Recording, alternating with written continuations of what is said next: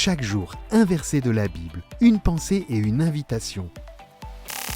Plus de power avec Léo. Attends, à ton avis, combien de pensées traversent ton esprit chaque jour? Des dizaines? Des centaines? Plus encore? Les neuroscientifiques disent que nous avons environ 60 000 pensées par jour. Et la plupart d'entre elles sont négatives, automatiques, répétitives et issues du passé.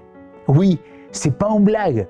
Nous sommes déjà tellement habitués à cette routine de notre esprit que nous ne réalisons même pas que notre cerveau est contaminé par des pensées toxiques. Alors, si c'est ton cas, reste jusqu'à la fin. D'ailleurs, abonne-toi pour recevoir une vidéo de plus de power tous les jours. La Bible nous dit: « Et nous nous emparons de toute pensée pour l'amener captive à l'obéissance de Christ. » Mais comment faire cela? Le texte d'aujourd'hui se trouve en 1 Corinthiens chapitre 2 verset 16. En effet, qui a connu la pensée du Seigneur pour l'instruire? Or, nous avons la pensée de Christ. Paul nous rappelle ici la grande bonté de Dieu. Nous, en tant que croyants, nous avons accès à la pensée même de notre Seigneur Jésus-Christ. C'est une pensée qui va bien au-delà de notre compréhension humaine. Et celle-ci peut guider notre manière de penser.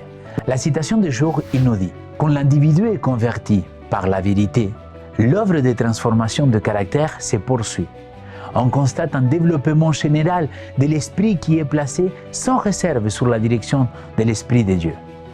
Les faiblesses perçues dans le caractère vacillant et sans force sont éliminées.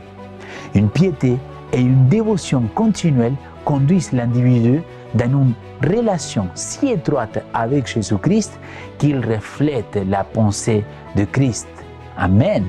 Il est un avec le Christ, possède des principes solides et forts, une perception claire qui est la sagesse venant de Dieu, source de toute lumière et de toute compréhension. En résumé, la pensée de Christ devient la nôtre lorsque nous nous ouvrons à la transformation par l'Esprit de Dieu. C'est bien plus qu'une simple adaptation extérieure, c'est une refonte intérieure d'une connexion si étroite avec le Christ que nous reflétons sa pensée. Nous devenons un avec lui, recevons la sagesse divine qui éclaire nos esprits. Aujourd'hui, soyons encouragés à poursuivre cette transformation intérieure. Ouvrons nos cœurs à la pensée de Christ. Permettons l'Esprit Saint de nous guider dans nos pensées et nos actions.